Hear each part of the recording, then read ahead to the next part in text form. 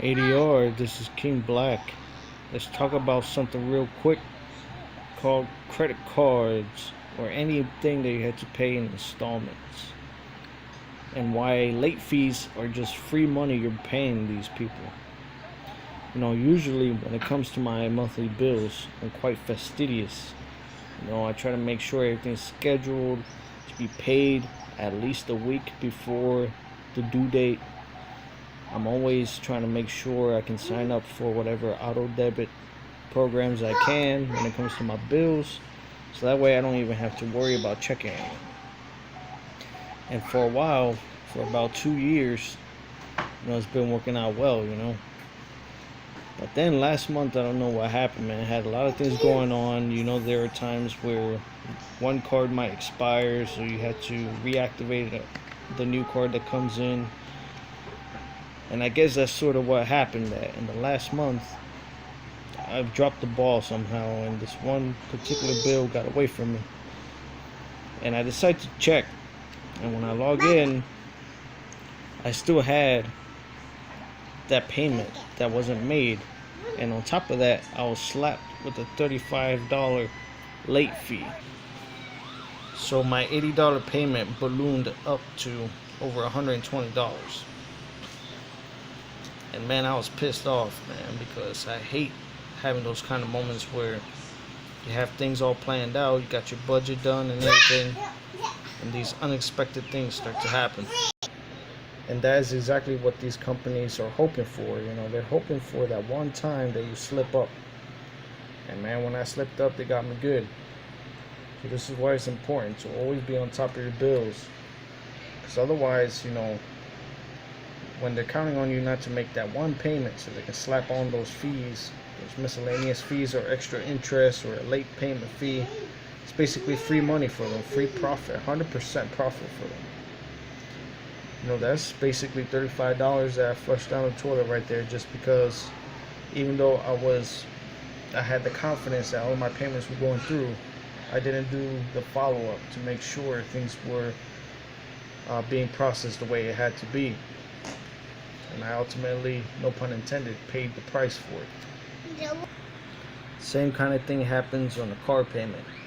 If you're late by a week or two, they slap on another $30 or $40 worth of interest for the late payment, and that screws up your budget for the month. So don't be trying to give none of these people no free money, man. They have a term for people who make their payments on time every month, and it's called a deadbeat, meaning they're barely making money off of you if you're paying in full before your next due date. But they want the people who are going to be missing payments, going to be on default, so that way they can slap on tens or even hundreds of dollars onto your bill. It's going to take you a couple more months to pay that off. And you shouldn't even think about touching any title loans or payday loans, man. That is a debt trap. I recently got an offer through the mail through one of these payday kind of places. It said something like, get $5,000 now. But if you look at the small print, it was like for $5,000 for 60 months, but the monthly payment of $194.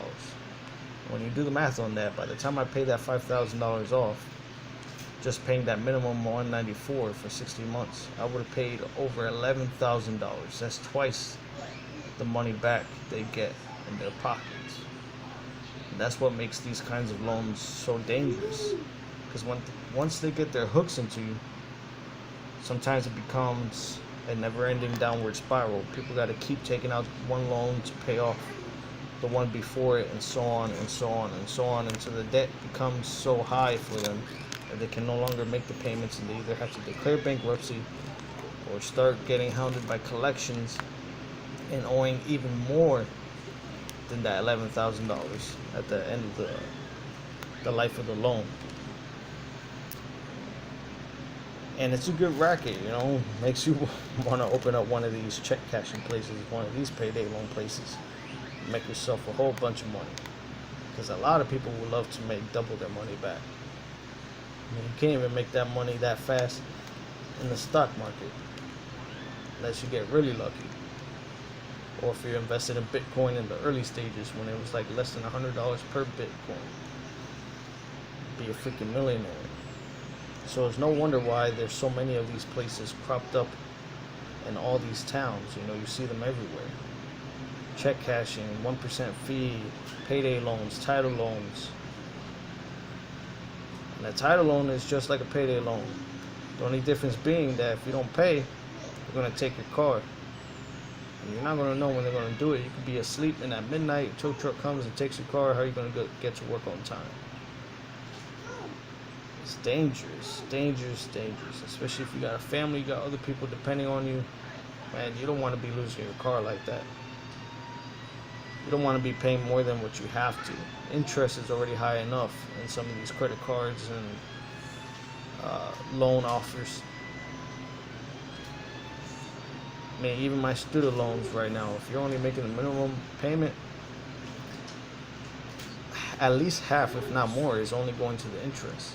So in order to make a dent, you have to make like 2 or 3 times what the minimum monthly payment is to see a real difference. So if your minimum monthly payment for a student loan is like $150, you have to pay like $275 to $300 to really start lowering down the balance of that loan. Otherwise, you don't really see a difference. You see it go down a little drips and drabs. If the minimum monthly payment is $150, maybe only $50 or even $60 goes to the principal balance, and the rest is going towards interest. Then when you're like 8 months down the road and you see you've already paid into it $3,000, but then you look at how much actually went to the principal and it's only like $1,000, it's real easy to see why they like people who only make the minimum monthly payments, or to miss a payment or two and tack on these fees. It's compounded interest, man.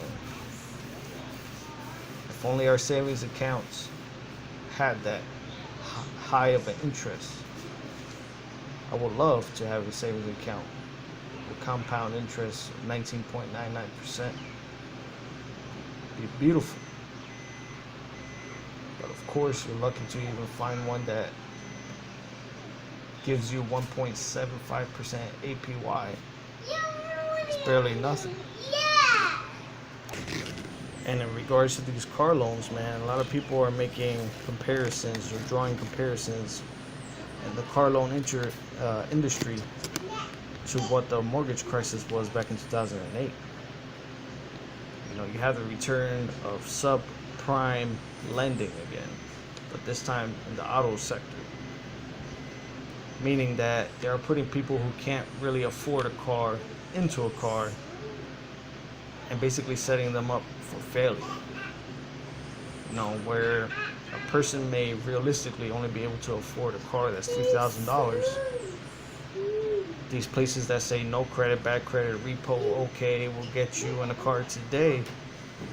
They'll get you into a car that's probably worth $5,000, but then end up charging you over the life of that car loan over $12,000, $13,000, $14,000 for the sale price of that $5,000 they sold it to you for. And by that point, that car might have broken down. You may have had to put a lot of work into it. You may not even freaking want the car anymore.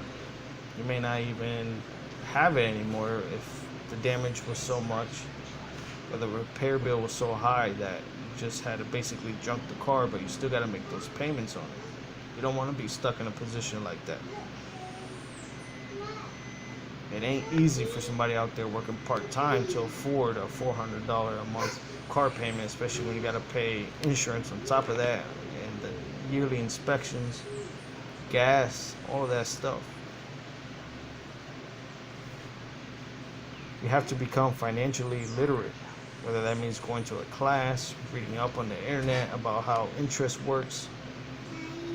You have to educate yourself so you don't get taken for a ride, because the one that gets hurt in the short and long term is you. These people don't care. They'll go after any asset you have. They'll do everything to you, including wage garnishment or collection, until you declare bankruptcy. And if you declare bankruptcy, that's going to screw up your credit report and your credit score for 7 years. You're gonna have a really hard time then trying to get qualified for another car loan. You won't even be able to most likely be qualified for a mortgage. You can't get a house. Sometimes it will even keep you from getting a job. Sometimes these jobs check out your financial history, your credit score. Because a lot of these, sometimes jobs have you working with other people's social security numbers, financial information, or you might have access to money, so they want to make sure that you're not that much of a risk of identity theft or stealing money. They want to see that you're a trustworthy person. And unfortunately, no matter what your past mistakes were, and even if you're not like that anymore, that credit score just dictates a lot. It dictates the amount of interest you will pay, the percentage rate. When you have an above a 720, you might only be paying 2.59%, 3%, or even 4% for a car loan. But if you have 630, 650 or less, you might be paying double that. And that adds up. That's hundreds, or if not thousands of dollars added onto that. That's extra money in their pocket. Like this copper round says, paper is poverty. When you have a car note, when you got a mortgage note, it's poverty, man. So you pay it off and it's in your name, then it becomes an asset, not a liability. But anyways, I just wanted to go on this little rant because, man, I kicked my own self in the ass for that. For 1 month that I forgot to check, man, $35 plus an additional $20 of interest was tacked on to my normal payment for that month.